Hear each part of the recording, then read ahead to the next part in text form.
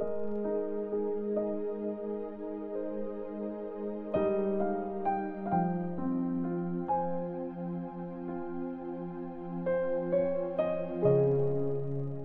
Corinthians chapter 1. Introduction. Para to sa Church ng Diyos na nasa Corinth at sa lahat ng pinili ng Diyos sa buong Akaya. Kumusta kayo dyan? Galing to kay Paul, tinawag ng Diyos para maging apostol ni Christ Jesus, at galing din kay Timothy na kapatid natin. Sana maayos ang lagay niyong lahat dyan at na-experience nyo na sobrang mabait ang Diyos na Tatay natin at ang Panginoong si Jesus Christ.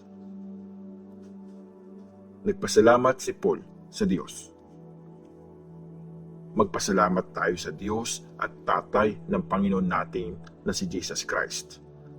Maawain siyang Tatay at siyang Diyos na nagko-comfort sa ating lahat. Tinutulungan niya kami sa lahat ng paghihirap namin para kung paano niya kami tinulungan, matulungan din namin yung may iba't ibang problema. Kung kasama kami sa mga sufferings ni Christ, may share din kami sa umaapaw na tulong ng Diyos. Kung naghihirap man kami, para sa inyo yun, para matulungan namin kayo at para maligtas kayo. Kung natulungan kami, natulungan din kayo at nabigyan ng lakas para matiis nyo at mapagtiyagaan ang paghihirap na pinagdaanan din namin. Kaya tiwala kami at matibay ang pag-asa namin para sa inyo. Kasi alam namin na habang kasama kayo sa mga suffering namin, kasama din kayo sa tulong na tatanggapin namin. Mga kapatid, gusto naming malaman nyo ang mga na-experience naming paghihirap nung nasa Asia kami. Sobrang hirap ang inabot namin at di na kami umasang mabubuhay pa kami. Feeling namin, sinintensyahan na kaming mamatay. Pero nangyari yun para maalala namin na hindi dapat kami dumepende sa sarili namin, kundi sa Diyos na bumubuhay sa mga patay. Noon, muntik na kaming mamatay, pero niligtas kami ng Diyos at ililigtas niya kami. At buo ang pag-asa namin sa Kanya na ililigtas niya ulit kami sa tulong ng mga prayers niyo para sa amin. Kaya marami ang magpapasalamat sa Diyos kasi biniless niya kami bilang sagot sa prayers ng marami. Nabago ang plano ni Paul. Proud kami kasi malinis ang konsensya namin na naging sincere at honest kami sa pamumuhay dito sa mundo, lalo na nung kasama namin kayo. Nangyari ito hindi dahil sa talino ng tao, pero dahil sa kabutihan ng Diyos.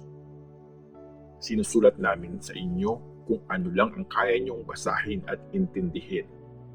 Kahit hindi niyo maintindihan lahat, umaasa ako na talagang maiintindihan niyo rin kami.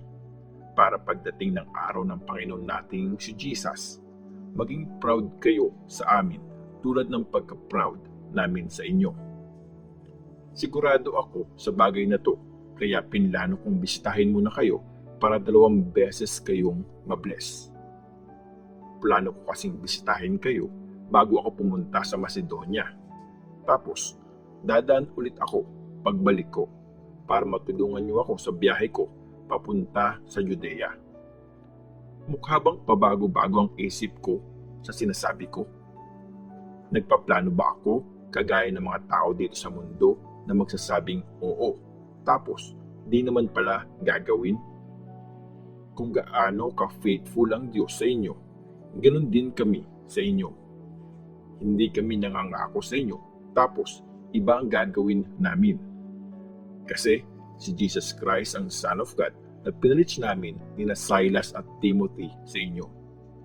Hindi yes at no si Jesus Christ kasi lagi siyang yes. Sa tulong niya, nangyayari ang lahat ng pangako ng Diyos. Kaya nasasabi nating Amen para bigyang papuri ang Diyos. Kaya nga, confident kami at kayo rin na nagkakaisa tayong lahat kay Christ sa tulong ng Diyos na pumili sa atin para gawin tayong banal.